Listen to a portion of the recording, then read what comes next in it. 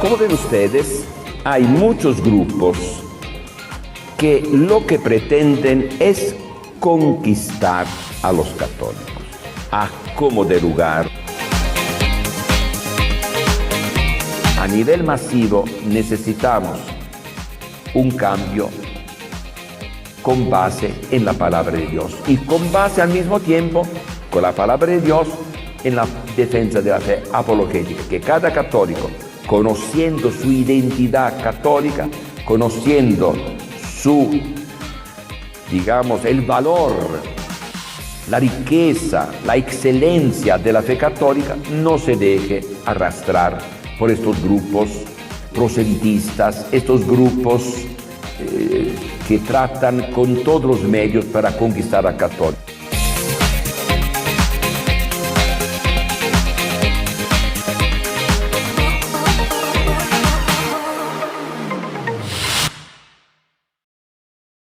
Hola, ¿qué tal, hermanos?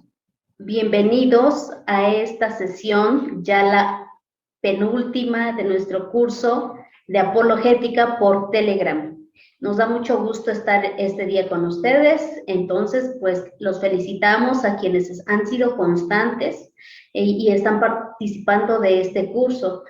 El día de hoy vamos a tener un tema muy interesante, ya es el penúltimo, entonces pues los invito a que pues pongan toda la atención y también los felicito por estar conectados con nosotros todos estos días. Así es que vamos a dejar con ustedes al hermano Rodolfo Romero, que es quien nos va a compartir el siguiente tema. Adelante. Hola, ¿qué tal? ¿Cómo se encuentran todos ustedes? Pues nosotros estamos muy contentos de continuar, de estar en este curso de apologética. Ya estamos en la recta final, ahora sí, ya estamos por terminar el curso. La verdad, esperamos que hayan aprendido mucho en este curso. Todavía no se acaba, todavía falta esta sesión y una sesión más. Y el día de hoy vamos a ver un contenido muy interesante. Ya lo verán ustedes, vamos a hablar sobre el Apocalipsis y otros temas más. Pero antes los invito a que nos pongamos en actitud de oración para pedir al Señor que nos ilumine, que nos conceda su Santo Espíritu para que podamos nosotros amar cada día más a nuestra Madre, la Santa Madre Iglesia, a nuestra Madre, la Virgen María, a Jesús, que nos ha regalado tantas cosas en esta bendita iglesia. Así es que decimos todos desde donde nos encontremos, en el nombre del Padre, y del Hijo, y del Espíritu Santo. Amén. Padre nuestro que estás en el cielo, santificado sea tu nombre. Venga a nosotros tu reino. Hágase tu voluntad en la tierra como en el cielo. Danos hoy nuestro pan de cada día. Perdona nuestras ofensas como también nosotros perdonamos a los que nos ofenden. No nos dejes caer en tentación y líbranos del mal. Amén. Dios te salve María, llena eres de gracia, el Señor es contigo. Bendita eres entre todas las mujeres y bendito es el fruto de tu vientre, Jesús.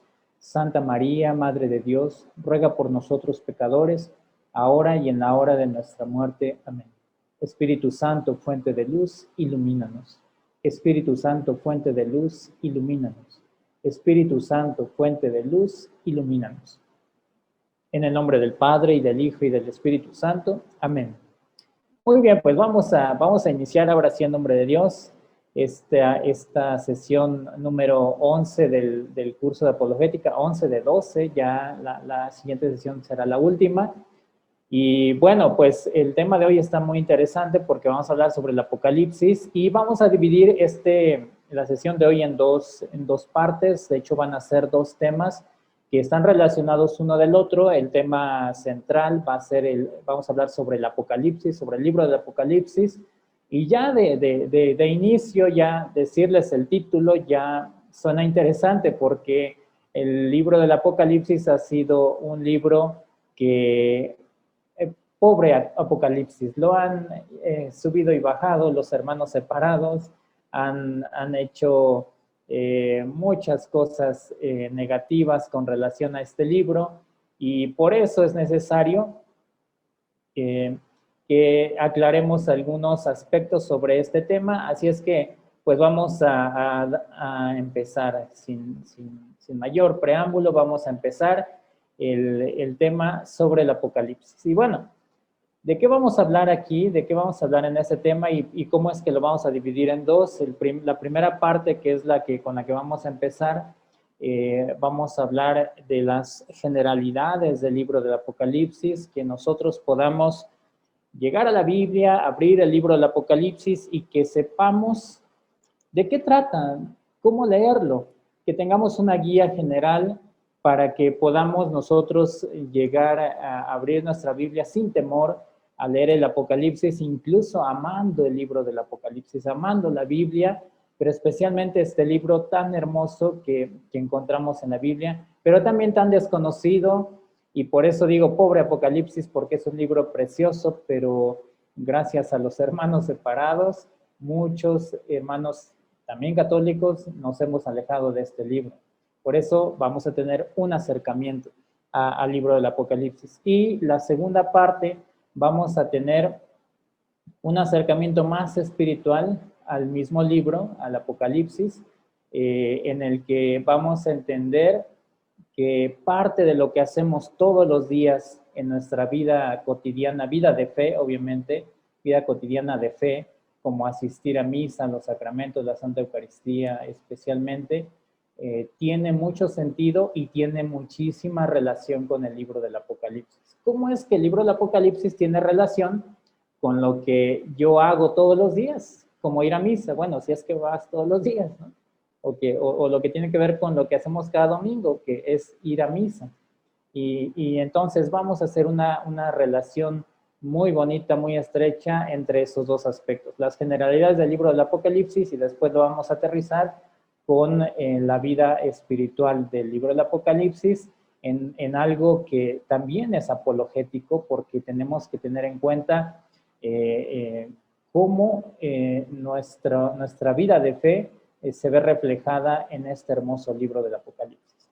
Pero bueno, pues vamos a iniciar. Como les he dicho en otras ocasiones, pues si tienen ahí una taza de café a un lado, pues vayan disfrutando el tema, aléjenla un poquito de la Biblia para que no vayan a ensuciar la Biblia, pero vamos a estar muy a gusto compartiendo este tema. Así es que pues empezamos. Primero, ahí deben tener su Biblia, ¿no? Entonces, si tienen ahí la Biblia, vamos a ver qué significa Apocalipsis para empezar. Apocalipsis viene la palabra Apocalipsis, bueno, es el último libro de la Biblia, el último libro que se escribió, y la palabra Apocalipsis viene del griego, que significa quitar el velo, desvelar. Viene de apo y calipto.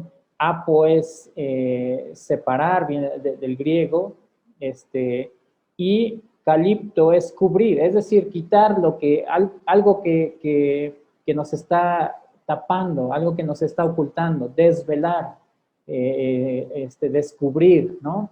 Eso es lo que significa. Y en un término ya más formal, más concreto, Apocalipsis significa revelación, que de hecho va a ser lo mismo que estamos diciendo, revelar, ¿no? Entonces, ¿qué nos va a revelar? De hecho, hasta el título del libro es hermoso, ¿no? ¿Qué nos va a revelar el libro del Apocalipsis? Ahorita lo vamos a ver. ¿Quién es el autor de este libro?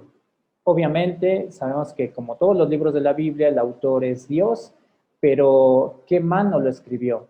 La mano que escribió el libro del Apocalipsis, el último libro de la Biblia, es San Juan, el apóstol amado, el más joven de los apóstoles, San Juan, el último en morir. Él se encuentra, y de hecho ahí para saber, porque él mismo dice en el libro que él se menciona, ¿no? Que él lo escribió. En Apocalipsis 1:1 dice, es la revelación de Jesucristo, Dios se la dio para enseñar a sus servidores lo que va a suceder pronto. Envió un ángel para que se lo diera a entender a su servidor Juan. Ahí está, Juan, y ya continúa. Apocalipsis 1:4 dice Juan a las 7 iglesias de Asia, vuelve a mencionarse. Y así podemos encontrar Apocalipsis 1:9, Apocalipsis 22, cuando él mismo dice, yo Juan vi y oí todo esto. Entonces, el autor es San Juan el Apóstol. ¿En qué fecha se escribió? Fíjense, cuando hablamos de fechas y sobre todo en este tiempo de los primeros cristianos, es difícil ser muy exactos en la fecha, pero es un aproximado, estamos hablando entre el año 94, 96 después de Cristo. Algunos mencionan que hasta el año 100 se terminó de escribir el libro del Apocalipsis. Entonces son unas fechas tentativas, es más o menos en esa fecha. La situación, es importante decir cuál es la situación que se está viviendo cuando se escribe el libro del Apocalipsis. San Juan se encuentra encarcelado, se encuentra la iglesia en persecución y por eso San Juan está encarcelado en una isla, en la isla de Patmos, por causa de Cristo, obviamente, porque era una situación muy difícil que vivía la iglesia en aquel momento. La iglesia en general estaba siendo perseguida, no había libertad de culto, no te podías reunir para hablar de Jesús, es más, estaba prohibido hablar de Jesús. Entonces, en esta situación, y estando San Juan encarcelado en esta isla, es cuando se le manifiesta a Jesús y le da a conocer una serie de cosas hermosísimas, ¿no? Que lo vamos a ver más adelante. ¿Y cuál es la finalidad de este libro? ¿Por qué se escribió? La finalidad es fortalecer a los discípulos, a los cristianos de aquel momento, para decirles, ánimo, hay persecución, pero hay esperanza, y la esperanza viene de Cristo, y el enemigo, Satanás, que está representado o está, digamos, de alguna manera encarnado en el Imperio Romano, que está persiguiendo a los cristianos, va a caer, va a terminar esa persecución y los cristianos van a poder vivir su fe con libertad. Entonces, la finalidad es esta, fortalecer a los cristianos de ese momento para que resistan la prueba que están teniendo al ser perseguidos por el Imperio Romano. Entonces, estos son los datos generales. ¿Y cuál es el mensaje que está diciendo San Juan, que está diciendo Jesús a través de San Juan en el libro del Apocalipsis? El reino de Dios ha llegado. El demonio ha sido vencido. Cristo resucitado es el centro de la historia. Hay una lucha entre el bien y el mal. La iglesia vencerá como Cristo venció también. Entonces, este es el mensaje. Por eso es un libro de esperanza. El libro del Apocalipsis es un libro que para los primeros cristianos significó una carta de amor de parte de Jesús, diciéndoles, ¿recuerdan que yo les dije, yo estaré con ustedes todos los días hasta el fin del mundo? Pues estoy cumpliendo mi palabra, estoy cumpliendo mi promesa, porque el demonio, el Imperio Romano, que es el enemigo a vencer, va a caer y la iglesia va a florecer. Entonces, ese es el mensaje. Por eso es un mensaje muy hermoso el del libro del Apocalipsis. ¿Cuál es el contenido? Pues el contenido va a ser precisamente esta historia. San Juan nos va a narrar a través de visiones, de revelaciones, nos va a narrar una profecía sobre la victoria de la iglesia sobre el mal. El bien va a vencer al mal y nos va también a incluir a nosotros, cristianos del siglo XXI, nos va a incluir en esta historia, porque abarca la historia reciente de los primeros cristianos, los contemporáneos, los personajes que aparecen ahí van a ser personajes contemporáneos de los primeros cristianos, de San Juan, obviamente, pero también va a hablar de lo que va a suceder en el futuro, y ahí es donde nosotros entramos, donde la historia de la iglesia, que es la que estamos viviendo actualmente, nuestra historia tiene sentido en lo que nos va a narrar este libro del Apocalipsis. El género literario es apocalíptico. El género literario es, digamos, el género literario apocalíptico es aquel que utiliza símbolos para expresar, para manifestar una enseñanza. Este género ya se utilizaba incluso desde antes de Cristo, por ejemplo, con el libro de Daniel y algunos otros libros que no están en la Biblia, libros apócrifos. Recuerden el tema que vimos de Biblia y tradición. Pero, por ejemplo, leemos el libro de Daniel y también tiene el lenguaje apocalíptico, es decir, que utiliza símbolos. ¿Y por qué se utilizaban símbolos? Y por eso es que vienen las falsas interpretaciones.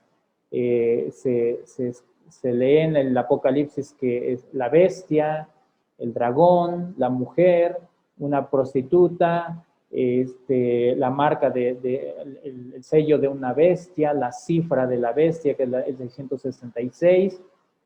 Y como necesitamos una guía de interpretación, recuerden también el tema de interpretación de la Biblia, necesitamos una guía de interpretación, entonces se ha manipulado este hermoso libro para su propio beneficio, hablando de las sectas. Esto es lo que han hecho. Entonces, ¿por qué se escribió en el lenguaje apocalíptico? Porque los escritos del libro del Apocalipsis tenían que llevarse de pueblo a pueblo, de un lugar a otro. Entonces, los cristianos fueron muy astutos, fueron muy listos, muy inteligentes. Entonces, para que una carta llegara de un pueblo a otro y después viajara a otro,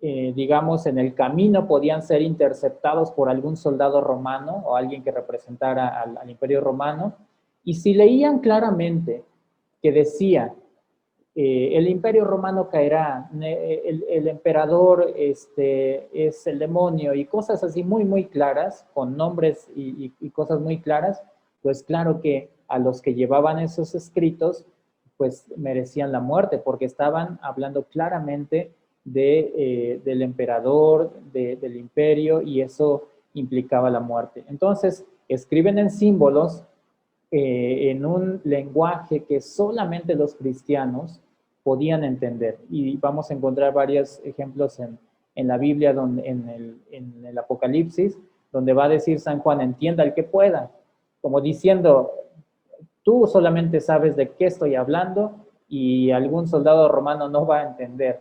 Y si hablan del Cordero, un soldado va a decir, estos cristianos están locos, porque hablan de un cordero que está de pie, pero que fue degollado, y para alguien que no estaba en el contexto cristiano no entendía estas palabras. Entonces tenía que entenderlas a alguien que estaba en el contexto, y ya decía, es el cordero, pues es Jesús, ¿no? Estamos hablando de Jesús. Entonces, por eso se escribe en este lenguaje de símbolos, ¿no? Y vamos a ver.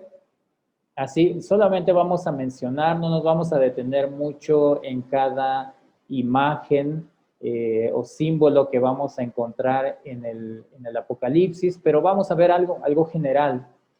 Por ejemplo, cuando encontremos en el Apocalipsis el símbolo de cuerno, no sé, en muchos países tal vez significa otra cosa, aquí en México significa algo, pero en el Apocalipsis va a significar poder. Y si tiene 7 cuernos, pues tiene mucho poder, ¿no? Entonces, eso significa. Los cabellos blancos significan eternidad, los pies de bronce significa que nadie lo podrá derribar, pies de bronce. Y ahí vienen textos bíblicos, ¿no? Pueden ir anotando, y si están viendo esto grabado, pueden ponerle pausa y anotar y ir a la Biblia, ¿no? Por cuestión de tiempo, vamos solamente a enumerarlos. El primero y el último es Dios. Cuando se hable del primero y el último, pues se está refiriendo a Dios. Lo mismo con el alfa y la omega. Alfa y omega son la primera y la última letra del alfabeto griego. Y bueno, también aplica a Dios. Es como ser el primero y el último. Antes de Él no hay nada, después de Él no hay nada. Él es el Señor del tiempo, ¿no? El primero y el último. El árbol de la vida va a significar la vida eterna. El nombre nuevo va a significar una renovación interior. El dragón va a ser el demonio. Cuando se hable de adulterio o prostitución, se van a entender dos cosas: o idolatría, porque eso va a ser adulterio, cuando no le eres fiel a Dios y adoras otra cosa que no es Dios, de alguna manera estás cometiendo adulterio, ¿no? Un adulterio espiritual, porque le estás siendo infiel a Dios. Entonces, adulterio o prostitución va a significar en el Apocalipsis idolatría o también inmoralidad sexual, como tal, ¿no? Podría significar esto. La estrella de la mañana va a ser Cristo, una figura de Cristo, y continuando con estos símbolos, el trono, cuando encontremos el trono en el Apocalipsis, el que está sentado en el trono es rey y juez, quien esté ahí, va a ser un lugar especial, ¿no? La palabra amén va a ser un compromiso hasta la fecha, ¿no? Cuando decimos amén después de una oración o después de alguna reflexión, alguna frase, que significa estoy de acuerdo, sí, me comprometo, que así sea, ¿no? A veces así terminamos oraciones, amén, o que terminamos diciendo así sea. Pues en el Apocalipsis va a ser lo mismo. Romper los sellos significa interpretar, en este caso va a ser aplicado a Jesús, que es el único que puede romper los sellos, es el Cordero que puede romper los sellos, puede interpretar la historia, ya aplicado a lo que dice el Apocalipsis. Vírgenes van a ser aquellos que están ajenos a la idolatría o a la inmoralidad sexual. Por ejemplo, alguien que se conservó fiel a Dios y que no adoró algo que no fuera Dios, entonces se conservó virgen.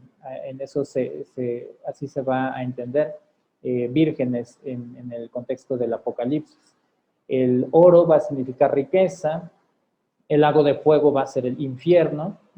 Cuando se hable de una corona va a ser signo de dominio, también de realeza, y hay varios textos bíblicos, también de victoria. Las palmas también van a ser signo de victoria. Entonces ahí tenemos algunas imágenes. Ahora vamos a ver los colores que también vamos a encontrar en el libro del Apocalipsis. Cuando encontremos el color blanco, va a significar victoria, gozo, fuerza, gloria eterna. Hasta la fecha, los colores tienen en otros contextos, en contextos sociales, los colores tienen otros significados, ¿no? Entonces, en el Apocalipsis tienen estos significados. El rojo va a significar homicidio, violencias, la sangre de los mártires. Eso es lo que va a significar. El negro, muerte. El verde va a ser el color de un cadáver en descomposición. El verde cuando aparezca en este libro. Y el púrpura va a ser lujo y magnificencia. Ahora vamos a hablar de los números. Los números, el 7 va a significar plenitud y perfección. En general, en varias ocasiones en la Biblia vamos a encontrar el número 7. Piensen en un ejemplo del número 7. Hay muchos ejemplos. Por ejemplo, Jesús, cuando hablando del perdón, él habla que hay que perdonar hasta 70 veces 7. Esa es la perfección del perdón, es decir, siempre. No es un número concreto, es la perfección, ¿no? Entonces, significa plenitud. En el Apocalipsis también, y lo vamos a encontrar en un ejemplo muy concreto, hablando ya de otros números, ¿no? El número 12 es la perfección escatológica, Antiguo y Nuevo Israel. ¿Recuerdan cuántas tribus eran en el Antiguo Testamento? 12.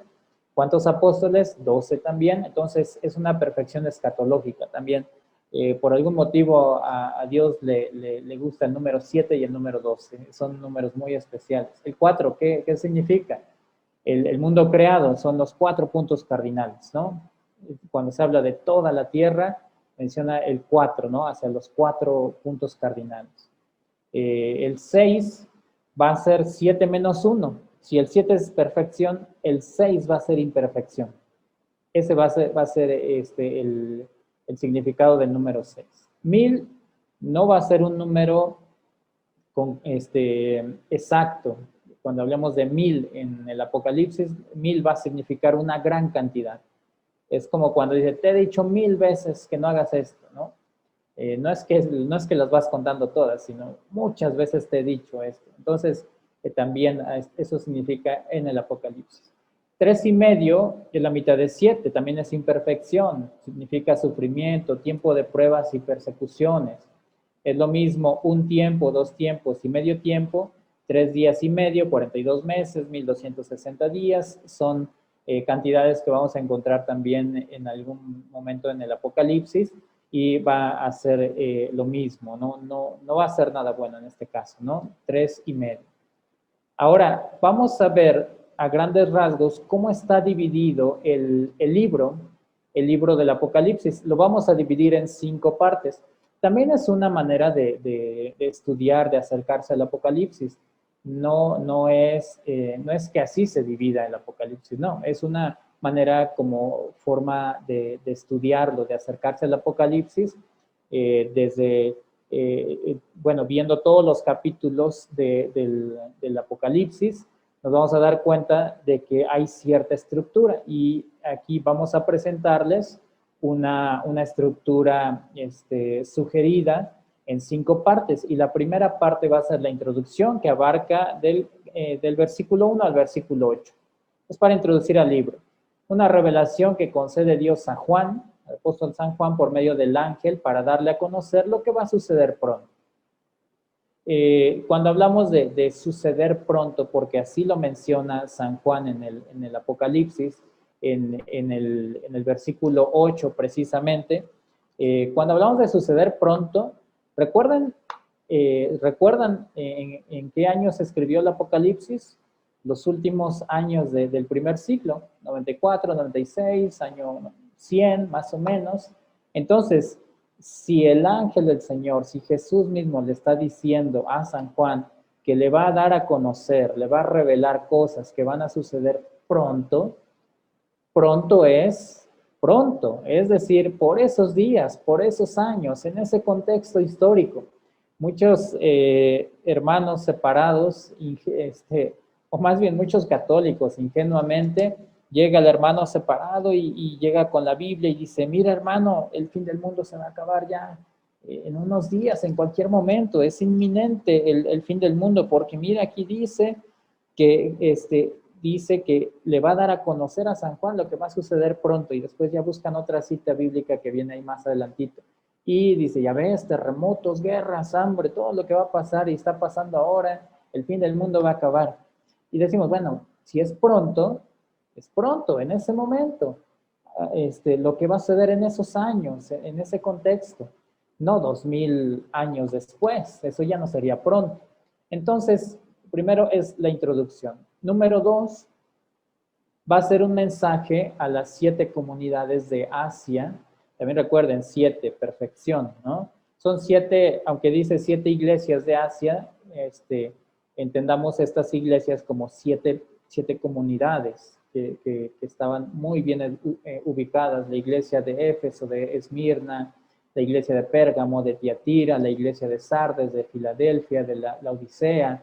Son las 7 iglesias a las que se dirigen con problemas y situaciones muy concretas. Entonces, sería un error utilizar este mensaje que es para la iglesia de Esmirna, por ejemplo, y que diga, mira, ahora lo vamos a aplicar a una realidad actual.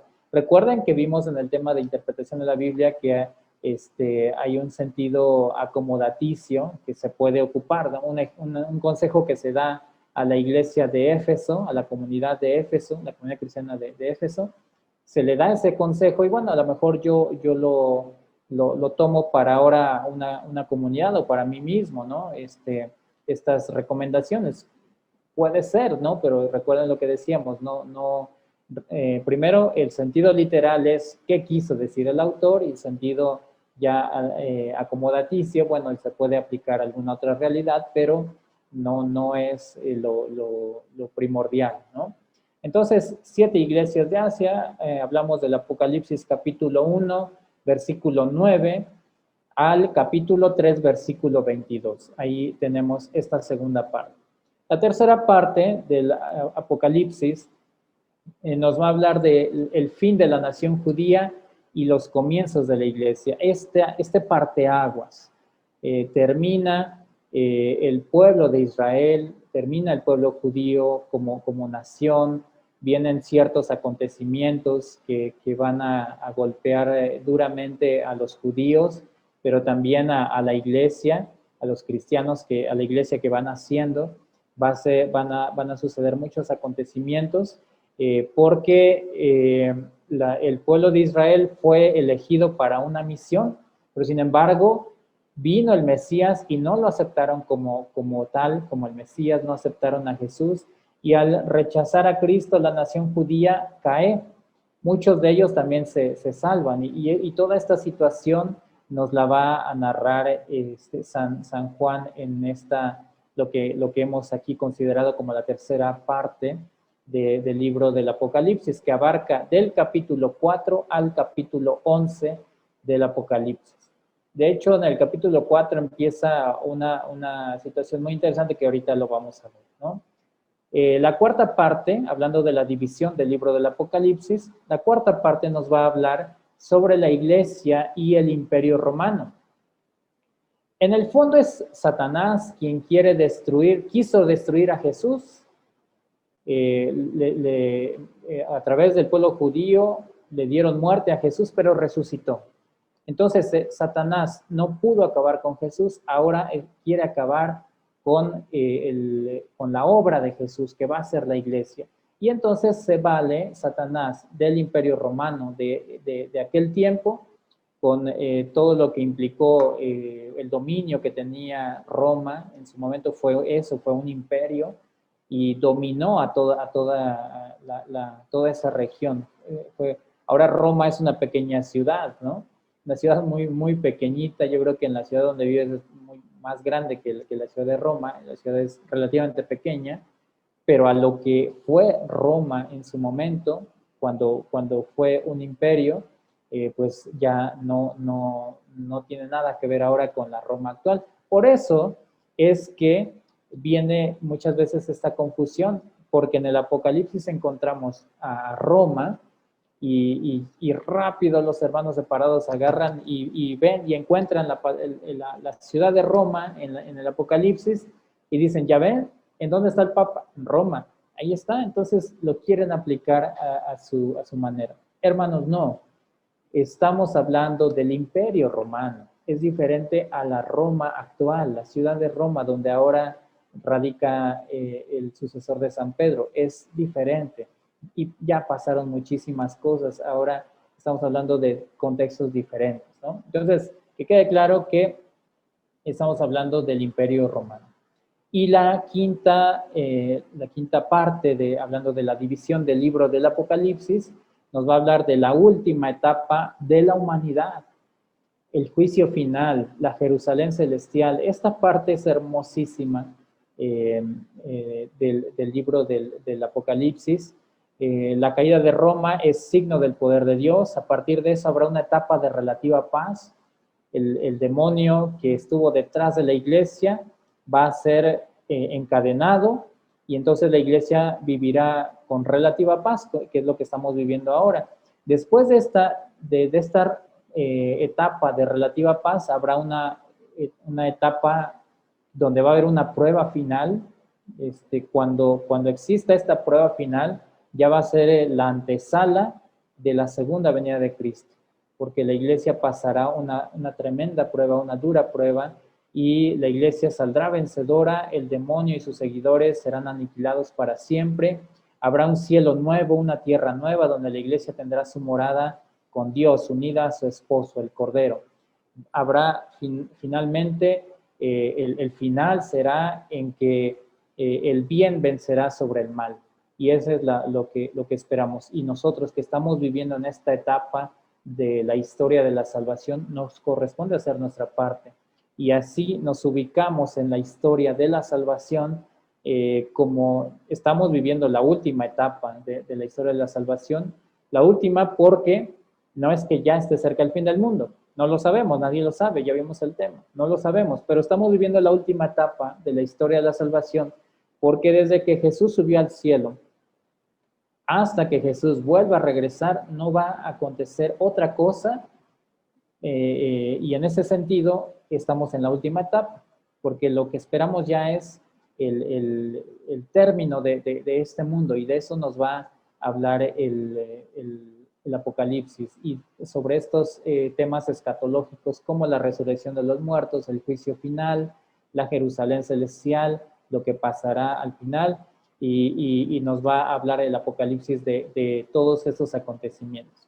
Todo esto hay que leerlo, obviamente, a la luz de la fe, y como nos vamos a encontrar símbolos en algún momento raros, ya hicimos una lista de los símbolos que vamos a encontrarnos, pues bueno, puede ser una guía, pero hay que tener un acercamiento al libro del Apocalipsis. Vienen, ahora vamos a hablar de algunas figuras, algunos símbolos especiales, los vamos a mencionar. Hay muchos símbolos, pero los que sí merecen nuestra atención van a ser los siguientes. Cuando hablemos del Cordero, nos vamos a referir a Cristo. Y ahorita no quiero mencionar mucho esto, lo voy a mencionar un poquito más adelante, pero el Cordero, cuando encontramos el Cordero en el Apocalipsis, se refiere a Cristo. La mujer va a tener dos sentidos. Cuando encontramos la mujer en el Apocalipsis capítulo 12, se va a referir al pueblo de Dios, en un sentido acomodaticio, como decíamos, incluso se le va a aplicar a la Virgen María y específicamente hasta la Virgen de Guadalupe, ¿no? Pero ya hablamos de ese punto anteriormente. Pero lo que sí es importante es que dice Apocalipsis 12 que aparece en el cielo una señal muy grande, una mujer vestida de sol con la luna bajo sus pies y una corona de 2 estrellas sobre su cabeza. Dice que está embarazada, grita de dolor, le ha llegado la hora de dar a luz y nace un niño varón. Y bueno, todo esto, bueno, dice que esta mujer está aplastando la cabeza del dragón, que es el demonio, y todo esto que nos narra el Apocalipsis nos remite a Génesis 3:15, en el que dice, pondré enemistad entre ti y la mujer, cuando le dice Dios a la serpiente, pondré enemistad entre ti y la mujer, entre tu descendencia y la suya, y esta, es decir, la descendencia de la mujer, te aplastará la cabeza. Ya Dios desde el Génesis, fíjense, estamos hablando de Génesis, Apocalipsis. Hay un ciclo histórico que se va a concluir, que finalmente el bien vencerá al mal. Eso significa que la descendencia de la mujer esté aplastando la cabeza de la serpiente. El bien vencerá al mal. El otro símbolo de la mujer, porque en otro momento vamos a encontrar también a una mujer en el Apocalipsis, pero ya estamos hablando en el Apocalipsis capítulo 17, se va a referir a Roma imperial, y normalmente es una mujer en el sentido negativo, porque en Apocalipsis 17:6 dice, observé que esta mujer estaba ebria con la sangre de los santos y de los mártires de Jesús.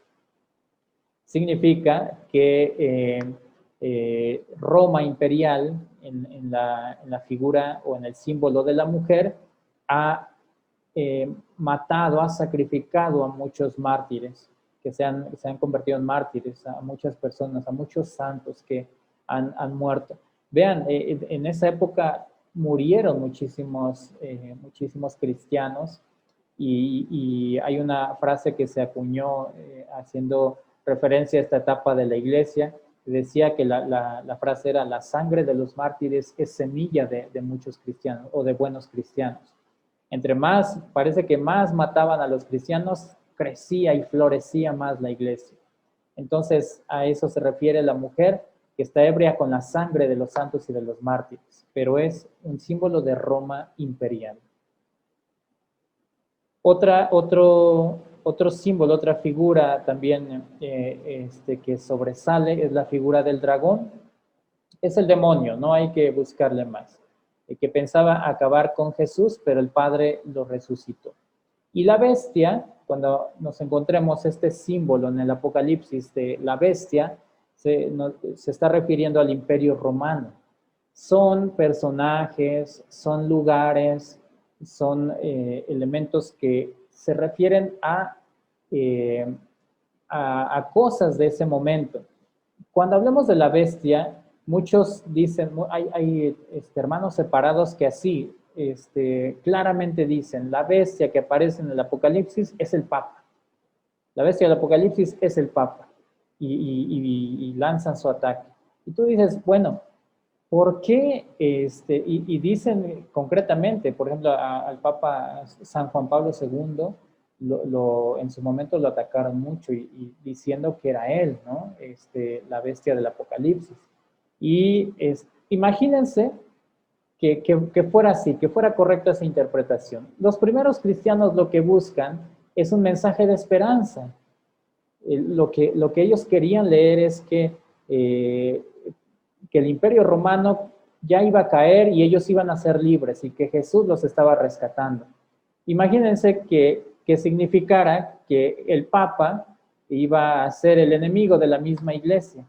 Imagínense que los cristianos supieran que dentro de muchos años la iglesia a la que ellos pertenecen, el jefe de esa iglesia va a serle infiel a Dios y hasta lo pone ahí como el enemigo del mismo Cristo, ¿no?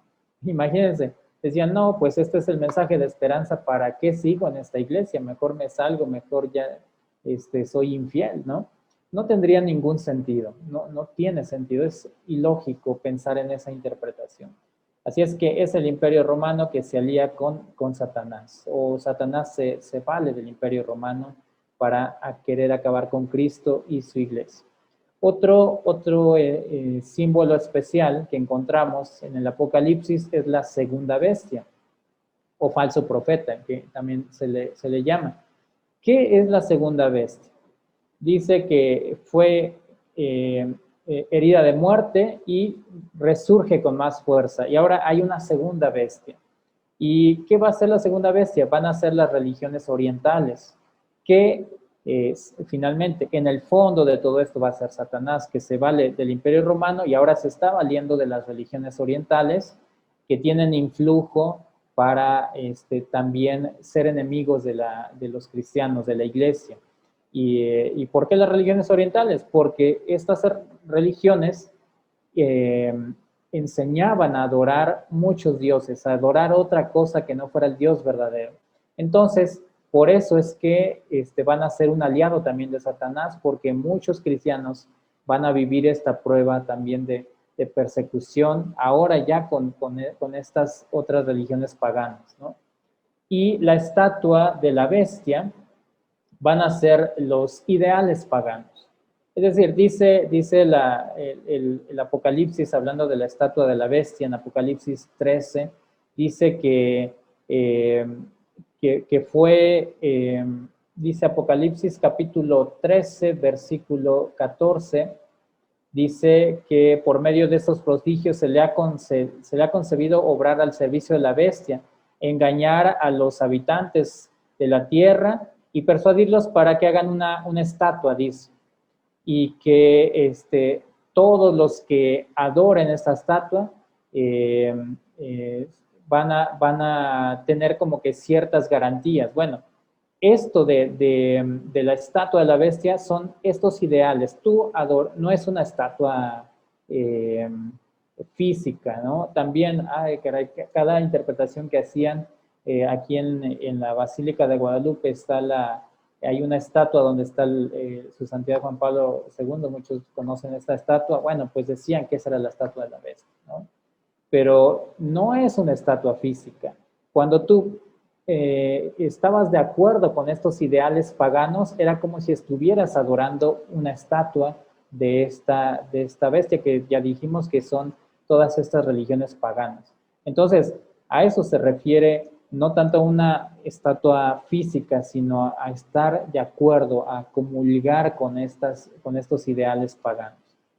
Entonces, esos son las figuras y símbolos especiales. La marca de la bestia también no es una marca física, así concreta, o que se pudiera ver.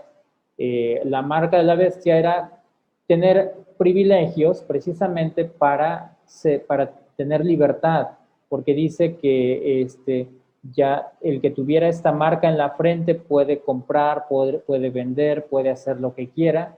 Claro, si estás de acuerdo con el Imperio Romano, si recuerden que antes se consideraba a los emperadores como dioses o como semidioses. Claro que si tú estás de acuerdo con los ideales del emperador, eres libre, puedes hacer lo que quieras. Entonces tienes la marca o el sello de la bestia.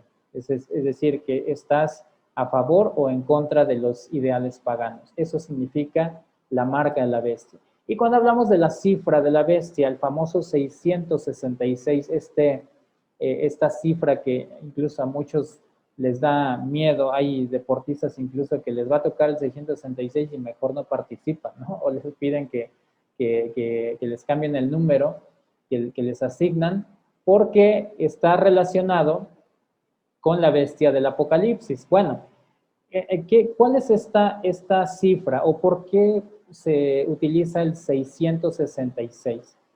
En la Biblia, para hacer un superlativo, es decir, para ascender al grado máximo, no poquito, no mucho, sino muchísimo, ¿no? Eso significa 3 veces mencionar una cosa.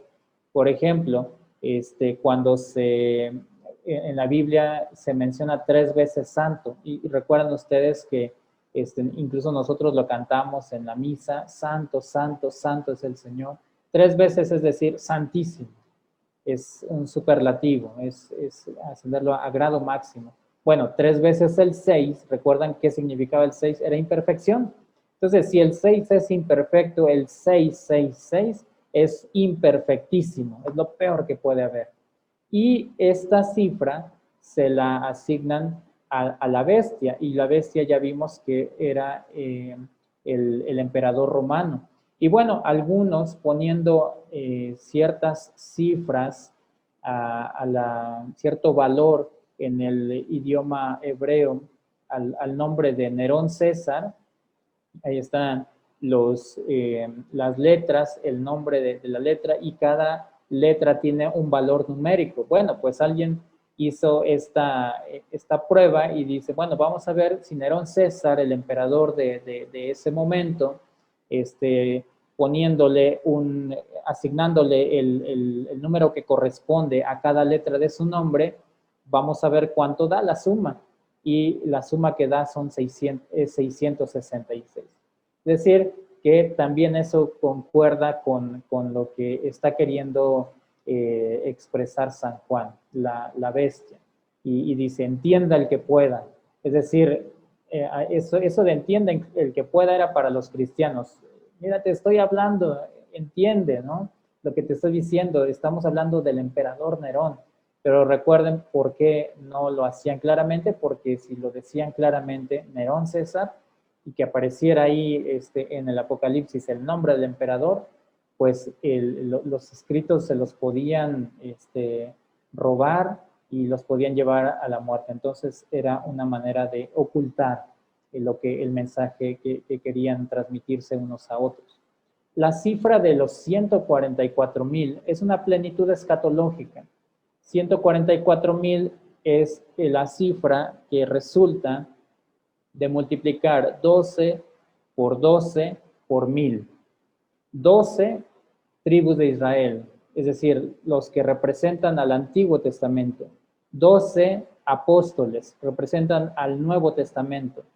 Antiguo pueblo de Dios, nuevo pueblo de Dios. Israel y la iglesia.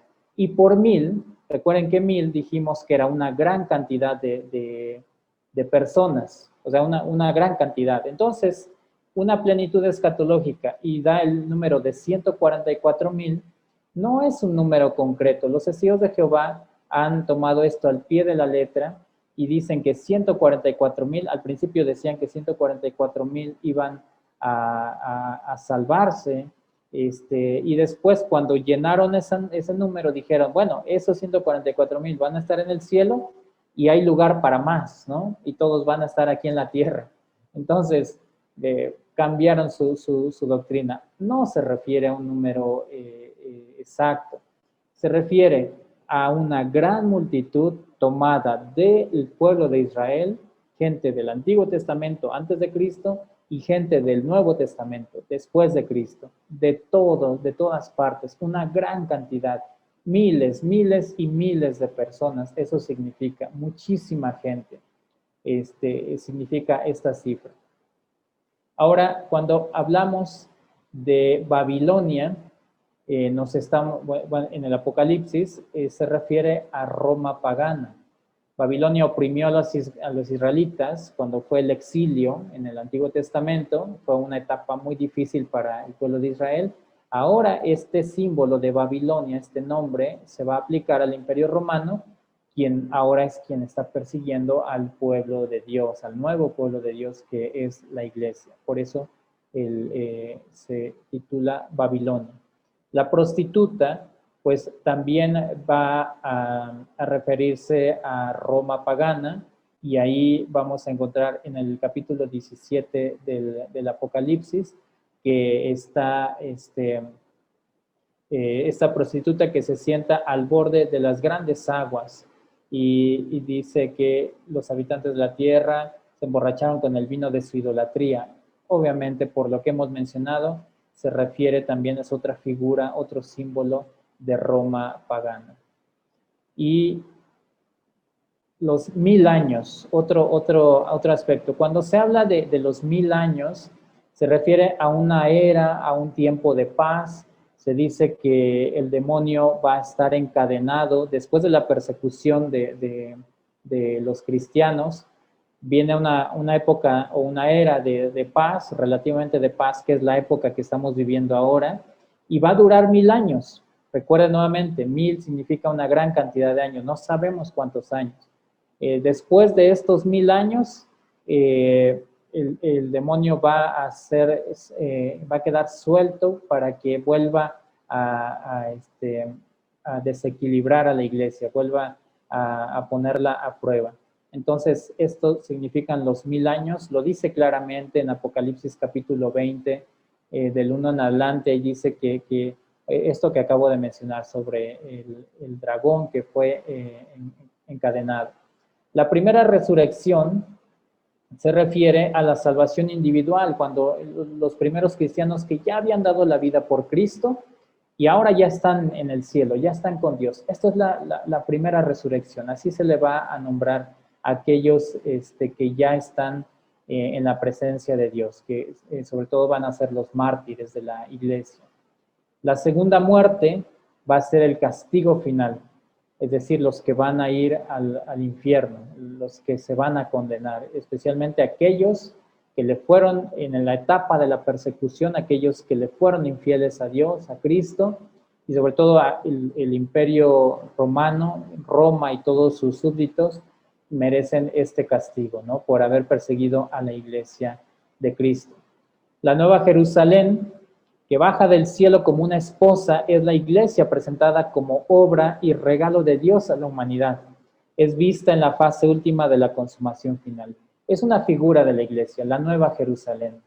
Es así como hubo una ciudad llamada Jerusalén, que fue existe actualmente, ¿no? Pero en su momento era la ciudad a la que todos acudían, estaba el templo ahí, era una ciudad icónica en su momento para el pueblo de Israel. Pues ahora, de manera espiritual, todos los que formamos parte de la iglesia, seremos o somos la Jerusalén celestial, seremos en el sentido de futuro cuando se cumpla todas estos acontecimios que nos narra el Apocalipsis. Y ya estamos, de hecho, en los últimos capítulos del Apocalipsis. Estos símbolos que estamos mencionando son de los últimos capítulos del Apocalipsis. La ciudad santa también va a ser la iglesia. Es una figura de la iglesia. La ciudad santa que va hacia la maduración final del paraíso. Eso es lo que va a mostrarnos. Finalmente, ahí estamos nosotros, estamos insertados en la historia bíblica y especialmente en la historia del Apocalipsis, una historia que tiene su final con la segunda venida de Cristo, en la que vendrá a juzgar, como decimos en el credo, a vivos y muertos, y establecerá el reino de Dios, y la iglesia será esta nueva Jerusalén, esta ciudad santa en la que se consumará a través de las bodas del Cordero, entre Jesús y la iglesia, que es la novia o la esposa del esposo, que es Jesús. Se consumará a través de una boda, una cena precisamente, y tendrá conclusión la historia de la humanidad. Por eso es que nosotros decimos, ven Señor Jesús. Eso es lo que decimos, incluso después de cada consagración en la Santa Misa, en la Eucaristía, decimos, anunciamos tu muerte, proclamamos tu resurrección, ven Señor Jesús, y la Biblia, el Apocalipsis, termina con estas palabras, ven Señor Jesús. Y eso es lo que esperamos nosotros.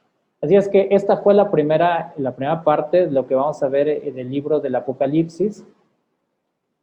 Pero aquí queremos presentar el panorama general para darnos cuenta que hay como incentivarnos a seguir estudiando este tema tan hermoso que es el del libro del Apocalipsis.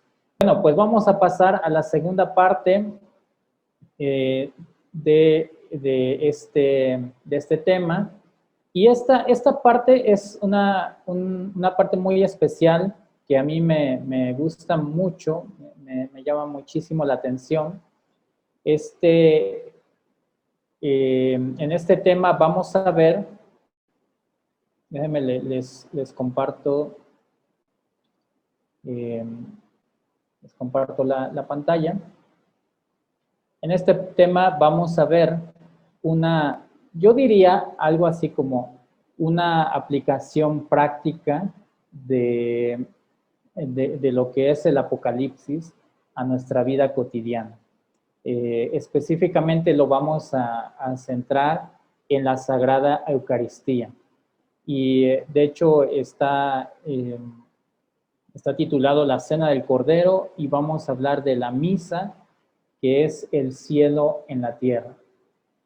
Por aquí empezamos. La misa es el cielo en la tierra, y vamos a ver por qué se llama la Cena del Cordero. Ya nos hace referencia un poco al Apocalipsis en este contexto del que estamos viendo. Y vamos a hablar de lo siguiente. Cuando vamos a misa, normalmente vamos muy distraídos, no solamente hablando del cuerpo, sino espiritualmente, no estamos concentrados en lo que sucede en la misa. Y la Iglesia nos ha enseñado que asistir a misa es estar en el cielo. Y yo cuando leí esta expresión de que la misa es el cielo en la tierra, yo decía, bueno, pues es, digamos, simbólicamente, es como un ejemplo nada más. Pero fíjense que después de estudiar este tema y lo que ahorita les voy a compartir, yo la verdad, después de ser católico durante toda mi vida, durante muchos años, descubrí cosas impresionantes que ahora yo se las quiero mostrar y que me hicieron valorar como nunca la fe católica. Es decir, que cuando decimos que vamos a misa, una misa que participamos común de la parroquia, de la capilla, de la iglesia, donde vamos a misa, donde se escuchan niños llorar, donde el coro a lo mejor canta desafinado, donde a lo mejor el padre nos está durmiendo con su homilía, no sé, esa misa de todos los días, o de cada domingo cuando asistimos, cuando ponemos un pie en la iglesia o en el lugar donde se realice la misa y participamos de la Sagrada Eucaristía, estamos en el cielo. Y no estoy hablando de cuestiones simbólicas, es verdad que estamos en el cielo. Vamos a ver cómo lo demostramos. Bueno, primero lo que estoy diciendo no es nada nuevo, la Iglesia nos ha enseñado eso. De hecho, dice en el Sacrosanctum Concilium, en el número 8, y en el Catecismo de la Iglesia Católica en el 1090, dice que en la liturgia terrena, la Iglesia nos enseña, en la liturgia terrena pregustamos y tomamos parte en aquella liturgia celestial, donde Cristo está sentado a la diestra de Dios, cantamos al Señor el himno de gloria con todo el ejército celestial, y vean cómo dice que en la liturgia terrena, es decir, en la Santa Misa, participamos de esa liturgia celestial. Así es que, para entender esto, tenemos que irnos muy atrás, incluso a la historia del sacrificio. Yo les pido, hermanos, que les pido mucho su atención sobre todo lo que vamos a ver en este momento. ¿Por qué? Y les voy a pedir paciencia, porque para llegar al punto inicial que les decía, de que la misa es el cielo en la tierra, tenemos que irnos al inicio, y ténganme paciencia porque lo que vamos a ver al final es lo que nos A mí, de manera personal, me sorprendió mucho y eso es de lo que vamos a hablar, pero ténganme paciencia, vamos a llegar a ese punto y tenemos que ver primero la historia del sacrificio y vamos a ello. Bueno, en el Antiguo Testamento, bueno, antes de hablar del Antiguo Testamento, vamos a detenernos un poquito y vamos a dejar una pregunta en el aire que vamos a contestar más adelantito. Vean, a Jesús se le dan muchos títulos. ¿Qué títulos se le dan a Jesús? Ahí yo les ayudo para contestar esta pregunta. Se le da el título de Señor, Dios, Salvador, Mesías, Rey, Sacerdote, Profeta, muchos títulos se le dan a Jesús. Pero hay un título que llama la atención, es el título Cordero. Piensa por un momento, te invito a que te detengas un momento y que imagínate que nunca has oído hablar del cristianismo, de Jesús, de nada, y de repente te llegan y te dicen que el Dios en el que creemos, Jesús, se llama Jesús, y se le da el título de Señor o de Rey. Y dices, bueno, tiene sentido, ¿no? Es el Dios al que adoran y bueno, pues por eso es un rey o un sacerdote, no sé, tiene sentido. Pero imagínate que nunca has oído hablar de Jesús y que alguien llega y te habla de Jesús y te dice que es un cordero. Imagínate esta situación, como que salta al pensamiento este título. Todos los demás es fácil imaginar a Jesús como Salvador, como Dios, como sacerdote, como maestro, como Mesías, como profeta. Es muy fácil traer a la imaginación estos títulos que se le dan a Jesús. Pero llega este título que es el de Cordero y dices, ah, caray, para empezar es de un animal, como que no cuadra, no checa este título. Y les dejo ahí la pregunta. Ahorita vamos a responder por qué a Jesús se le da el título de Cordero. Y vamos a hablar de los sacrificios. Vamos al Antiguo Testamento. En el Antiguo Israel, el Cordero se identificaba con el sacrificio. Y el sacrificio es una de las formas primordiales de culto. Y bueno, ahorita ya están comentando por qué Cordero, vamos allá, tranquilos, vamos con calma. Bueno, vamos a hablar del sacrificio. El Cordero se identificaba con el sacrificio y el sacrificio es una de las primordiales formas de culto. Y hay dos sacrificios que llaman la atención, el sacrificio de Melquisedec y el sacrificio de Abraham. El sacrificio de Melquisedec porque Melquisedec fue sacerdote y rey, una combinación rara, poco común en el Antiguo Testamento. Además, Melquisedec tiene muchas peculiaridades, pero él ofreció, a diferencia de otros, él no ofreció animales, sino que ofreció pan y vino. Lo identifican mucho con Jesús, como una figura de Jesús en el Nuevo Testamento. Y el sacrificio de Abraham es el que llama la atención porque Isaac se identifica con Jesús. La figura de Isaac, muchos la identifican con Jesús. ¿Qué tiene que ver Isaac con Jesús? A Isaac lo iban a sacrificar en la cima de una montaña, recuerden. ¿Y qué iba cargando en sus hombros Isaac? El madero, la leña, la madera con la que él iba a ser sacrificado a él mismo. Él mismo estaba cargando en sus espaldas el instrumento con el que lo iban a sacrificar. ¿Le suena esto? Se identifica con Jesús, ¿no? Jesús también cargó sobre sus espaldas el madero, la cruz de madera que iba a subir en un cerro, que es el Monte Calvario, y también iba a ser sacrificado Jesús. Entonces, muchos ven en Isaac la figura de Jesús. Ahora, vamos a ver, ¿qué significaban los sacrificios en el Antiguo Testamento?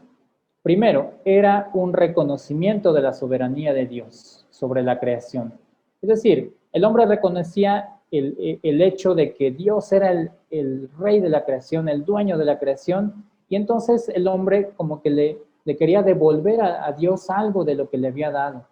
Entonces, el sacrificio de los que se hacían en el Antiguo Testamento tenía un sentido de reconocer que Dios es el dueño y señor de la creación. Eso significaban los sacrificios en el Antiguo Testamento. Había otro sentido. Número 2, podía ser un acto de agradecimiento a Dios. Señor, me has dado tantas cosas, ¿cómo te voy a pagar yo? Tú no necesitas nada, eres Dios. Bueno, una manera de pagarte es sacrificando un pequeño animal, y esta era una manera también de culto hacia Dios. Número 3, el sacrificar, el realizar un sacrificio, a veces servía también como un modo solemne de sellar un juramento, una alianza, hacer un pacto ante Dios. Señor, yo te prometo que las cosas van a cambiar, que ahora mi vida va a ser diferente, ahora ya te voy a considerar como un padre y yo voy a obedecerte como mi padre, y Dios se comprometió a cuidarlo como un hijo. Bueno, pues vamos a establecer esta alianza. ¿Y cómo la sellamos? Con un sacrificio. Los sacrificios eran muy comunes en el Antiguo Testamento. Y número 4, podría ser también un acto de renuncia y pesar por los pecados. Señor, soy tan pecador que merezco la muerte, pero yo no voy a morir. En este caso voy a ofrecer un sacrificio como renuncia de mis pecados, como pesar de mis pecados. En lugar de que yo muere un animal, ¿no? Y entonces, esto significaban los sacrificios en el Antiguo Testamento. Pero había un sacrificio que marcó toda la historia del pueblo de Israel. Ya saben a qué sacrificio me estoy refiriendo, al sacrificio de la Pascua. El sacrificio central en la historia de Israel fue cuando los israelitas estaban esclavizados en Egipto. Y fíjense qué es lo que sucedía aquí. Aquí en este cuadro negro, normalmente yo comparto un video, ahorita lo vamos a omitir por cuestión de tiempo, pero lo que les quería compartir es precisamente la historia de la Pascua. Resumo la historia de la Pascua en un minuto. El pueblo de Israel había sido esclavizado por Egipto. Dios llama a Moisés, Moisés va y aboga por el pueblo de Israel, y el rey de Egipto no quiere liberar al pueblo. Vienen 10 plagas, vienen 9 plagas. Primero, Egipto parece que cedía porque estaba viendo el poder que tenía Dios, y finalmente en la 10ª plaga es cuando va a ceder, va a dar libertad al pueblo de Israel. La 10ª plaga consistía en la muerte de los primogénitos. Iba a pasar un ángel exterminador y el pueblo de Israel tenía que consumir un cordero, tenía que comer un cordero. En esa noche los israelitas tenían que comer un cordero, sacrificar un cordero sin manchas, sin ningún hueso roto. Si lo hacían, la vida de su primogénito se perdonaba. Entonces, era un mandato de Dios que había que sacrificar a un cordero, había que cenar un cordero. Era una cena muy especial, la cena de Pascua. Y fíjense, el cordero sacrificado moría a modo de rescate en lugar de una persona. A ver, yo te pregunto, ¿a ti qué te gustaría? ¿Que muriera tu hijo primogénito o que muriera un cordero en su lugar? Pues que muriera un cordero, ¿no? Entonces moría a modo de rescate en lugar de una persona. Y los sacrificios en la historia del pueblo de Israel se continuaron durante mucho tiempo, ¿no? Y especialmente en el templo de Jerusalén. Y todos los sacrificios de animales era una ley judía obligatoria. De hecho, el mismo Jesús celebró año con año la fiesta de la Pascua. Y vean lo que dice ahí. Quiero que nos detengamos en esta idea. Consumir el cordero era la única forma por la que un fiel judío podía renovar su alianza con Dios. Y Jesús era un fiel judío. Repito, la única forma por la que un fiel judío podía renovar su alianza con Dios era consumir el cordero. No había otra manera. Había que consumir el cordero, comerlo. Y año con año se celebraba este sacrificio pascual. Y vuelvo a pedirles un poco de paciencia, porque vamos a llegar al punto, al final vamos a llegar al punto que que nos interesa, pero tenemos que hacer este repaso de lo que estamos viendo sobre la historia de los sacrificios. ¿Y qué tiene que ver esto con el Apocalipsis? Muchísimo, muchísimo tiene que ver con el Apocalipsis. Vamos a verlo en un momento más. Ahora, vamos a hablar precisamente y vamos a contestar esta pregunta que hicimos hace un momento. Jesús es el Cordero. Jesús es el Cordero. Recuerden lo que hemos visto de los sacrificios y lo que significó el sacrificio pascual para el pueblo de Israel. Y llega Jesús, y Jesús va a ser el Cordero de Dios. Vamos a ver lo siguiente. Fíjense, cuando Jesús estaba ante Pilato, San Juan se detiene un momento. Jesús está siendo juzgado ante Pilato, estaba haciendo, era previo, o ya empezaba su pasión más bien, ¿no? La pasión de Jesús. Pero se detiene San Juan a decirnos que, cuando está ante Pilato, se detiene a decirnos la hora. Fíjense, es algo que llama la atención. Piensen un momento en esto. San Juan nos está narrando ahí en el capítulo 19 de qué decía Jesús, qué decía Pilato, cómo estaba la gente, toda la situación. Y dice, era alrededor de la hora sexta. En otras Biblias dice, Juan 19:14, era el mediodía. El mediodía o la hora sexta, ¿por qué San Juan nos lo menciona y se detiene a decirnos esto? Es que esa hora que menciona San Juan era la hora en la que todos los judíos estaban preparando el Cordero Pascual para ser sacrificado. ¿Qué quiere decir entonces? Que a esa hora en la que los judíos están preparando, era la costumbre de que a esa hora en todos los hogares, en todas las casas judías, estaban preparando el Cordero Pascual. A esa hora estaba preparándose el Cordero Pascual. Vean esto, es interesantísimo. ¿Qué está diciendo San Juan? Que Jesús es el Cordero de Dios. San Juan nos dice, otro aspecto, que ninguno de los huesos de Jesús fue quebrado. ¿Recuerdan esto? Que llegan con Jesús, le quiebran las piernas a un malhechor, a otro malhechor, pero cuando llegan con Jesús, se dan cuenta que ya había muerto y ya no le quiebran los huesos, las piernas. Y dice San Juan, que no le quebraron los huesos para que se cumpliera lo que dice la Escritura. No sé si ustedes se han detenido un momento a pensar esto. Yo cuando lo leí dije, caray, entonces no le rompieron los huesos a Jesús. ¿Pero por qué? Y cuando leía que decía que se cumpliese lo que dice la Escritura, yo decía, entonces estaba predicho antes que no tenían que quebrarle los huesos a Jesús, y siempre me quedaba yo con la incógnita. Decía, ¿y dónde dice eso? Y bueno, hasta que ahora yo se los muestro. ¿Dónde lo dice? Éxodo 12:46. Dice que el Cordero Pascual que iba a ser sacrificado durante precisamente la fiesta de la Pascua, no tenía que tener ningún hueso roto. Esto es muy importante. ¿Qué nos está diciendo San Juan? Que Jesús es el Cordero de Dios. Vean, San Juan es muy sutil para darnos este tipo de mensajes. Vamos a otro aspecto más. San Juan relata que los que estaban mirando sirvieron a Jesús cuando Jesús está ya en la cruz. Le sirvieron vinagre con una esponja en una rama de hisopo. Y fíjense, ¿por qué tenía que ser una rama de hisopo? ¿Y por qué nos da este detalle San Juan?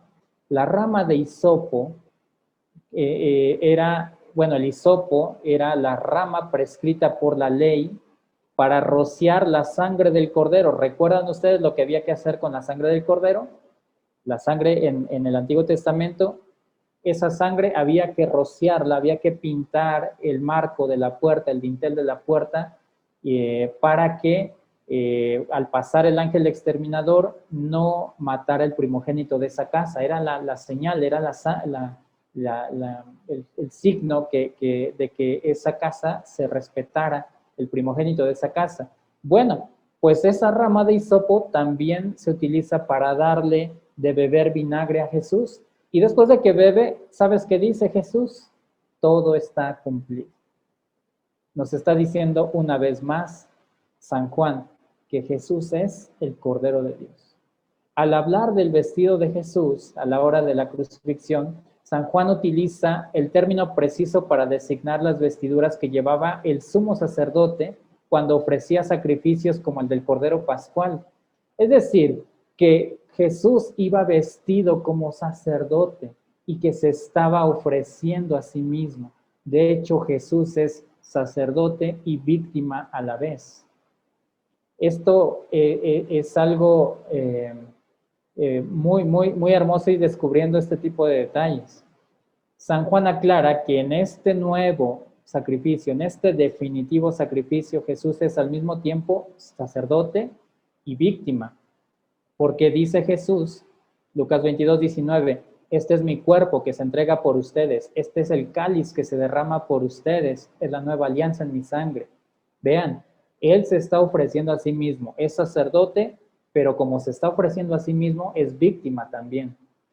El sacrificio de Cristo lleva a cabo lo que ningún otro sacrificio de animales puede hacer por la humanidad. Fíjense, tan solo en el año 70, Flavio Josefo, un historiador, menciona que en el año 70, en la fiesta de la Pascua, se sacrificaron alrededor de 250,000 corderos. 250,000 de corderos se sacrificaron en ese año. Pues ni siquiera 1,000,000 hubieran podido hacer lo que hizo un solo sacrificio, el sacrificio de Cristo en la cruz, que es salvar a toda la humanidad. ¿Por qué entonces, después de lo que hemos visto, por qué entonces Jesús tenía que ser precisamente un cordero? Porque solo un cordero sacrificial cuadra con el designio divino de nuestra salvación. Y por eso San Juan el Bautista, al ver qué pasa Jesús, le dice a sus discípulos, les dice, Él es el Cordero de Dios, ahí está el Cordero de Dios. ¿En qué momento decimos nosotros esto en la misa? Piensen un momento. A Jesús le llamamos Cordero y pasa por alto este título que le decimos cuando es un título importantísimo, porque depende de ese título nuestra salvación, la salvación de toda la humanidad. Por eso cuando escuches la palabra Cordero de Dios, que quitas el pecado del mundo, piensa en todo lo que significa, en todo lo que implica, en la salvación de toda la humanidad, un Cordero que se sacrifica por toda la humanidad. Por eso el nombre, el título de Cordero es el que mejor debería quedársele a Jesús en este sentido, obviamente, ¿no? Fíjense, un dato nada más, en el Apocalipsis, hablando del Apocalipsis, a Jesús se le menciona como el león, y muchos dirían, bueno, pues como que queda mejor el león que Cordero, ¿no? El título. León a Jesús se le menciona una sola vez en el Apocalipsis. Y a Jesús se le menciona como Cordero, ¿saben cuántas? 28 veces en el Apocalipsis. 1 a 28 tiene un peso tremendo el título Cordero, y ya vimos por qué. No es suficiente que Cristo muriera por nosotros. Ahora nos toca nuestra parte. Él ya hizo su parte. Y como en la antigua alianza, también en la nueva alianza. ¿Qué cosa? Si quieres marcar, sellar, renovar tu alianza con Dios, tienes que comer el Cordero. Es la única manera de hacer las paces con Jesús, con Dios. Como en el Antiguo Testamento no había otra manera, tenías que esperar a la Pascua para comer el Cordero y volver a hacer las paces. Hoy en día, para volver a hacer las paces, estar otra vez en alianza con Dios, no hay otra manera, hay que comer el Cordero. Pero ahora el Cordero que comemos es Jesús. Y por eso tiene sentido Juan 6:53, si no comen la carne del Hijo del Hombre y no beben su sangre, no tienen vida en ustedes. Hermanos separados, por favor, ¿cómo le hacen? Un judío no pensaba simbólicamente que comía el Cordero. No, lo comía tal cual, masticaba, lo digería el Cordero. Hoy en día también hacemos lo mismo, pero con el verdadero Cordero de Dios. Comemos la carne, bebemos la sangre de Jesús. ¿Esto es canibalismo? Por supuesto que no. No entienden el contexto. Tiene sentido porque el mismo Jesús dijo que hay que comer su cuerpo, el cuerpo del Cordero. Ahora vamos a la parte final y con esto vamos a terminar la parte de ese tema del Apocalipsis. Vamos a leer el Apocalipsis con una lectura, con una mirada eucarística. El Apocalipsis es el libro más eucarístico de toda la Biblia. ¿Cómo? Yo pensé que era San Juan porque todo el capítulo 6 es el discurso eucarístico de Jesús. No, el Apocalipsis es todavía más eucarístico y vamos a ver por qué. Y para esto ya vimos los símbolos, ya hablamos ampliamente del Apocalipsis y tenemos que recurrir a los primeros cristianos para ver cómo entendían ellos el Apocalipsis. Y vamos a ver. Primero San Juan, en el capítulo 4 del Apocalipsis, hace una descripción de lo que ve en el cielo. Me gustaría que buscaran en su Biblia Apocalipsis capítulo 4, versículo 1, y empieza una narración extraordinaria. Apocalipsis 4:1 dice: contemplé después una puerta abierta en el cielo. Pongan mucha atención. San Juan ve una puerta que está abierta en el cielo y dice que hay una voz de trompeta que le dice: entra, ven acá, date una vuelta, ven a ver qué hay por acá adentro. Y San Juan entra al cielo. Vean esto. San Juan entra al cielo y lo que empieza a describir es algo increíble. Lo que empieza a describir es el cielo. San Juan es un privilegiado en toda la historia de la humanidad, en vida, estar en el cielo. Y empieza a narrar todo lo que ve. Y una de las cosas que ve, cuando los primeros cristianos leen lo que San Juan está narrando, los primeros cristianos decían: oye, tú no estás hablando del cielo, tú estás hablando del templo de Jerusalén. ¿Por qué? Porque los elementos que mencionaba San Juan, curiosamente, estaban en el templo de Jerusalén, que para su tiempo ya no existía ese templo, ¿no? Para el tiempo de San Juan ya no existía el templo de Jerusalén. Fíjense, el Apocalipsis hablaba de la menorá, estos 7 candelabros de oro. No sé si han visto este símbolo incluso judío de un candelabro con 7 velas. Bueno, pues en el templo de Jerusalén estos objetos estaban delante del Santo de los Santos. El Apocalipsis que narra San Juan hablaba de 4 criaturas vivientes. Y el templo de Jerusalén tenía 4 querubines tallados en un lugar especial del templo de Jerusalén. Y aquí hago un paréntesis. ¿Han entrado a esas iglesias donde en la cúpula principal uno entra y en la cúpula principal están los 4 evangelistas, Mateo, Marcos, Lucas y Juan? No es casualidad. Estaban delante del Santo de los Santos, 4 criaturas vivientes, 4 querubines tallados, 4 personajes bíblicos. Apocalipsis hablaba de 24 ancianos. Y síganme aquí con mucha atención. 24 ancianos que estaban en este lugar que San Juan ve en el cielo. El templo de Jerusalén tenía 24 divisiones sacerdotales, 24 lugares, asientos donde se colocaban los sacerdotes. El Apocalipsis hablaba de un mar transparente como cristal. Pues también el templo de Jerusalén tenía una piscina de bronce pulido para las abluciones. Ahí había en el templo de Jerusalén. El Apocalipsis habla del Arca de la Alianza. El templo de Jerusalén tenía, ahí en el centro del templo estaba el Arca de la Alianza. Había que mencionar muchos detalles, me vienen a la mente muchos detalles sobre todo esto, pero además de esto, el libro del Apocalipsis revelaba realidades más altas. Cuando uno lee el libro del Apocalipsis, yo les recomiendo que para esto, que leamos el capítulo 4, el capítulo 5 del Apocalipsis, y de hecho el templo de Jerusalén fue construido a imitación del cielo. De hecho, dice Salomón, el que construyó el templo de Jerusalén, le dice a Dios: me mandaste a edificar un templo en tu monte santo y un altar en la ciudad de tu morada a imitación de la tienda santa que preparaste al principio. Es decir, que el templo de Jerusalén estaba construido para imitar el cielo. Es decir, que alguien que entraba al templo de Jerusalén pensaba que estaba en el cielo, porque así se imaginaban que era el cielo. Entonces, esto es importante.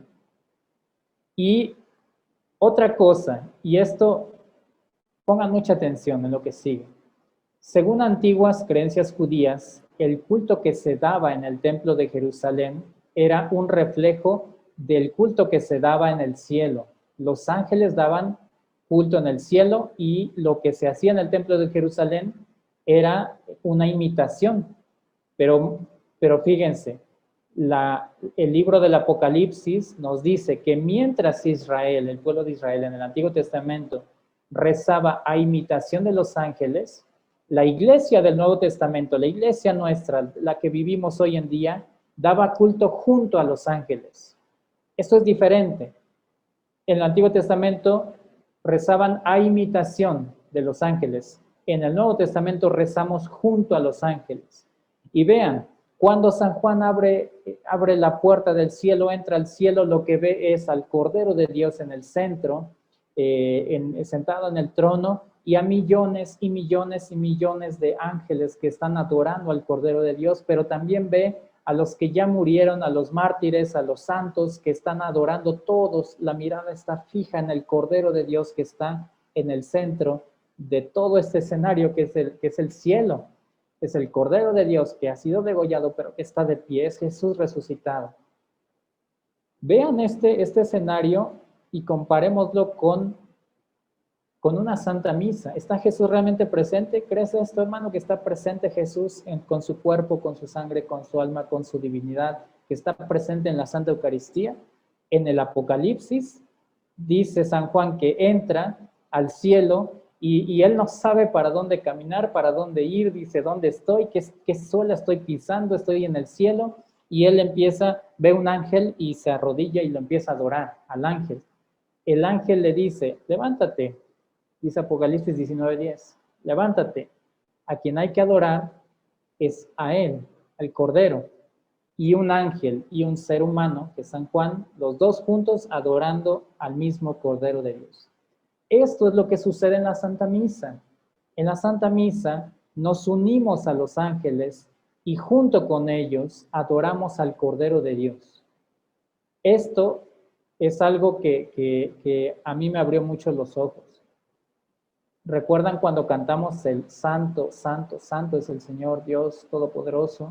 ¿Recuerdan qué palabras dice el Padre antes de que cantemos el Santo?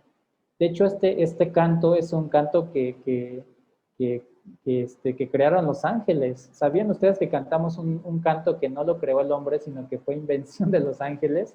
Que los ángeles cantaron este cántico cuando nació Jesús. Los ángeles cantan día y noche, dice la Biblia, lo dice en el Apocalipsis, que día y noche sin cesar están cantando, Santo, Santo, Santo es el Señor Dios Todopoderoso. Y es el canto que cantamos nosotros en la misa en la tierra. Y este canto, dice, previamente el Padre nos invita a cantar todos juntos, dice, y por eso con los ángeles y los arcángeles y con todos los coros celestiales cantamos sin cesar el himno de tu gloria.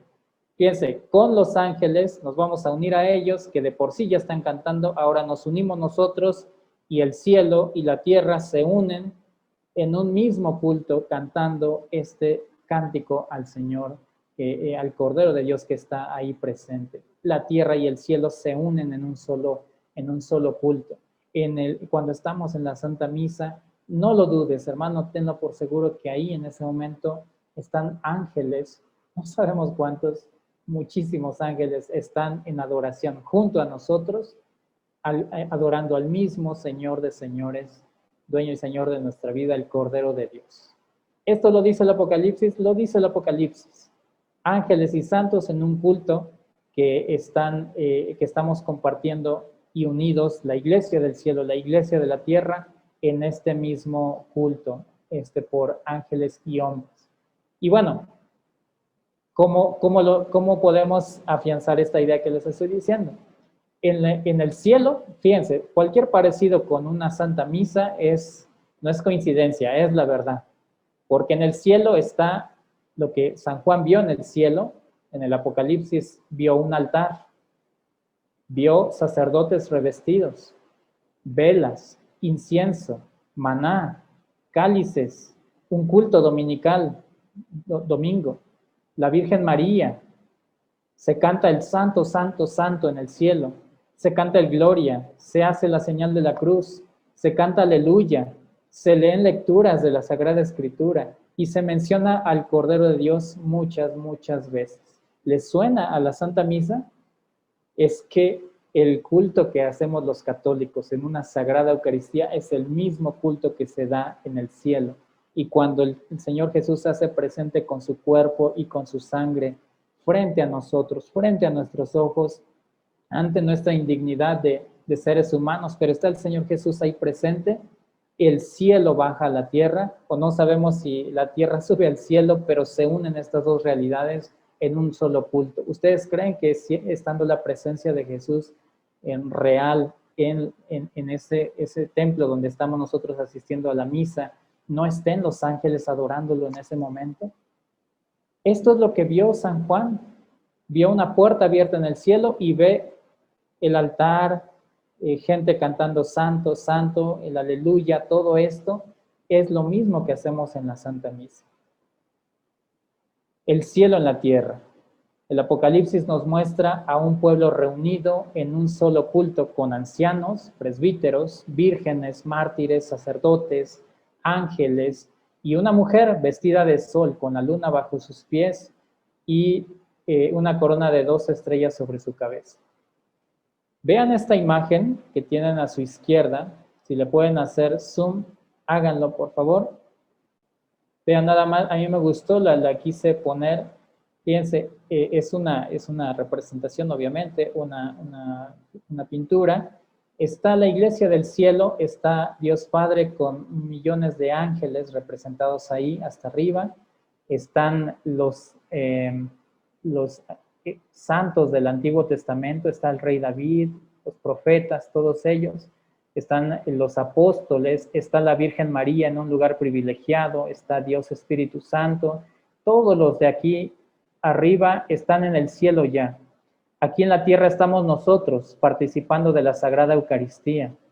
Estamos siendo presentes de cómo el cuerpo y la sangre de Cristo se convierten, el pan y el vino se convierten en el cuerpo y la sangre de Cristo. Y hasta abajo está la iglesia purgante. ¿Recuerdan los 3 estados de la iglesia? La iglesia triunfante, la iglesia purgante y la iglesia peregrina o militante que somos nosotros. Bueno, pues el cielo y la tierra se unen mediante la celebración eucarística, porque una santa misa beneficia a los que estamos en la tierra, a los que están en el purgatorio, porque nos unimos a la iglesia del cielo que pide por nosotros, pero todo a través de la Sagrada Eucaristía. Se une en ese momento la iglesia del cielo, de la tierra y del purgatorio. El día 2 de noviembre nos unimos de una manera especial con nuestros seres queridos que ya han fallecido. El 1 de noviembre celebramos a los que ya partieron y primero Dios están en el cielo, ya son los santos. El 2 de noviembre nos unimos a los que están en el purgatorio y pedimos la misericordia de Dios para que ellos gocen de la presencia de Dios. Y se une el cielo y la tierra, se une a través de la oración por excelencia que es la Sagrada Eucaristía, la Santa Misa, como lo decimos comúnmente. Esto sucede ante nuestros ojos, hermanos, y vamos a misa y nos quedamos dormidos. El cielo en la tierra. ¿En qué lugar de la tierra? Fíjense, estas preguntas son importantísimas. Hermano separado, estamos en un curso de apologética. Hermano separado, que no crees en la Eucaristía, no sabes de lo que te pierdes, decía ahorita un comentario que están haciendo en el tema, no saben lo que se pierden los hermanos separados. Hermano, ¿en qué lugar de la tierra podemos encontrar una iglesia universal que da culto de forma fiel a la visión de San Juan? ¿En dónde podemos encontrar sacerdotes revestidos ante un altar? ¿En qué lugar se reconoce a vírgenes y mártires? ¿En dónde oímos invocar a los ángeles? ¿En dónde se ensalza a una mujer vestida de sol que aplasta la cabeza de la serpiente? Dime en qué lugar, hermanos, si no es en la Iglesia Católica y particularmente en la Santa Misa. con todo respeto que merecen los hermanos separados, no se compara en nada el culto que ellos hacen, que es solamente abrir la Biblia, leerla, meditar una predicación, se siente bonito y se van. Una oración tal vez, a lo que vivimos en una sagrada Eucaristía, en la que entramos al cielo, porque está Jesús realmente presente en ese momento, están los ángeles y los santos, y estamos nosotros también entonando el mismo canto y celebrando el mismo culto que celebran en el cielo los ángeles. Estamos en el cielo, hermanos. Por eso, dice Jesús en el Apocalipsis, el que tenga oídos que oiga lo que el Espíritu dice. Al vencedor le daré el maná escondido. Jesús es el maná escondido. Su invitación es muy concreta. Mira que estoy a la puerta y llamo. Si alguno oye mi voz y abre la puerta, entraré a él y comeré con él y él conmigo. Ahora el cielo se ha manifestado a nosotros, toca la tierra y nos espera.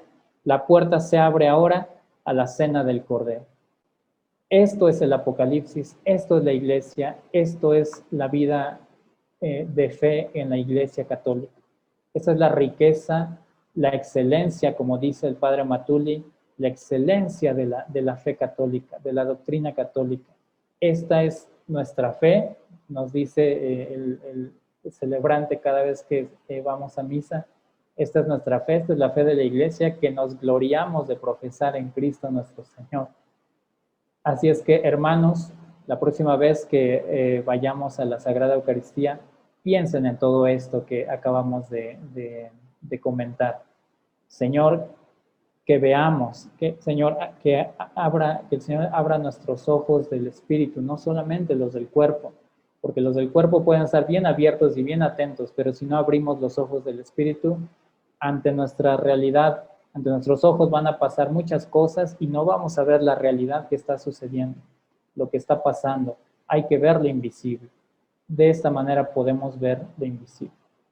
Pues hermanos, este fue todo por el tema. De esta última imagen es la adoración del Cordero Místico, es una pintura que artísticamente representa lo que acabamos de ver. Está el Cordero en el centro de toda adoración y todos adorando al Cordero de Dios. Esto es la Santa Misa, esto es el cielo, esta es la fe católica. Por eso, hermanos, los invito a que valoremos lo que tenemos en la iglesia. Bueno, pues esto es todo por la sesión de hoy. La próxima semana ya concluimos con el tema con el curso. De hecho, ya lo concluimos la próxima semana. Solamente terminamos con un comentario. Uno es que a todos los que se inscribieron y que van a recibir un diploma por ya seguirnos en este curso durante estas 12 sesiones, para obtener el diploma se necesitan tres requisitos. El primero es que se hayan inscrito, ese yo creo que ya todos lo tienen. Que se hayan inscrito, ya tenemos ahí la lista del registro de los que están inscritos. Número 2, que hayan contestado la primera evaluación. Y número 3, que hayan contestado la segunda evaluación. Tengan ahí. Cualquier duda, ya saben, estamos ahí para resolverla. A través de Telegram me encuentran como @rodoromero, todo junto. Y ahí cualquier duda estamos contestando. Bueno, pues eso ha sido todo por el día de hoy. Vamos a terminar con la oración por la unidad de los cristianos. Que tengan muy buenas noches, que Dios los bendiga. Nos vemos la próxima. Oración por la unidad de los cristianos. Te adoramos, Dios omnipotente, Hijo y Espíritu Santo. Padre, envíanos el Espíritu Santo, que Jesús nos ha prometido. Él nos guiará hacia la unidad. Él es quien nos da el carisma, que hace las diferencias en la iglesia, y también Él nos da la unidad. Envíanos el Espíritu Santo, que nos enseñe todo lo que Jesús nos ha enseñado, que nos dé la memoria de todo lo que Jesús ha dicho. Jesús, Señor, tú has pedido para todos nosotros la gracia de la unidad. Señor, esta iglesia que es tuya no es nuestra. La historia nos ha dividido. Jesús, ayúdanos a ir por el camino de la unidad o por el camino de esta unidad reconciliada. Señor, tú siempre has hecho todo lo que has prometido. Danos la unidad de todos los cristianos. Amén.